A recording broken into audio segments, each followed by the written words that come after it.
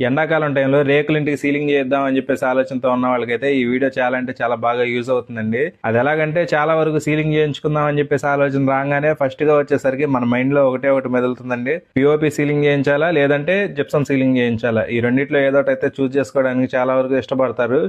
ఎందుకంటే పిఓపి కానీ జిప్సం కానీ ఇవి వచ్చేసరికి వాల్ గేర్ పెట్టి పెయింటింగ్ చేసుకున్నా లేదంటే లైటింగ్ పెట్టుకున్నా కానీ చూడడానికి బాగుంటాయి అని చెప్పేసి ఇవైతే వాడడానికి ఎక్కువగా ఇంట్రెస్ట్ అయితే చూపిస్తారు. నా సజెషన్ ఏంటి అంటే నేనైతే రెండు కూడా వద్దనే చెప్తానండి. ఎందుకంటే రేకుల ఇంటికి ఎప్పుడైనా నమ్మటానికి లేదు. మనకి బోల్డ్ దగ్గర వాటర్ లీకేజ్ కానీ లేదంటే ఎక్కడన్నా పగుళ్ళు చూపించిన చోట వాటర్ లీకేజ్ కానీ అటువంటివి అయితే వస్తూ ఉంటాయి. పిఓపి కానీ జిప్సం కానీ తడిచినాయి అంటే మాత్రం సీలింగ్స్ అయితే పాడైపోతుంటాయి. ఇవైతే గుర్తుంచుకోండి. అదే ఒకవేళ మీరు ఖచ్చితంగా చేయించుకోవాలంటే మాత్రం డబ్ల్యూపీసీ లేదంటే థర్మోకోల్ సీలింగ్ అయితే చేయించుకోండి. రెండు అయితే బాగానే ఉంటాయి. మేము కొంచెం బడ్జెట్ కూడా పెట్టుకోదలుచుకున్నాము. మనకి ఎక్కువగా లైఫ్ రావాలి, చూడడానికి కూడా లుక్ బాగుండాలి అంటే మాత్రం డబ్ల్యూపీసీ సీలింగ్ అయితే చేయించుకోండి. అదే ఒకవేళ తక్కువ బడ్జెట్ లో అయిపోవాలంటే మాత్రం థర్మోకోల్ సీలింగ్ ట్రై చేయండి, బాగుంటుంది.